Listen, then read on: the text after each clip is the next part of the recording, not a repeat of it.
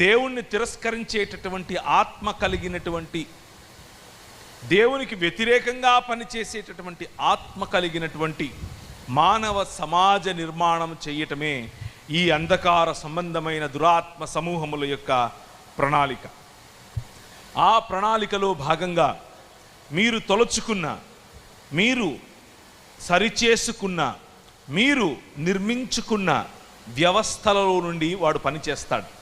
అది కుల వ్యవస్థ కావచ్చు, మత వ్యవస్థ కావచ్చు, మనుష్యులను మనుషులకు దూరం చేసేటటువంటి ఏ వ్యవస్థ అయినా కావచ్చు, ఉద్యోగ వ్యవస్థ, వ్యాపార వ్యవస్థ, విద్యా వ్యవస్థ, ఇలాంటి వ్యవస్థలన్నిటినీ క్యాప్చర్ చేస్తూ, వాటిని హైజాక్ చేస్తూ దేవునికి విరోధముగా, మనుష్యుల నుంచి మనుష్యులకు విరోధముగా పనినటువంటి పన్నాగమే విగ్రహారాధన. చాలామంది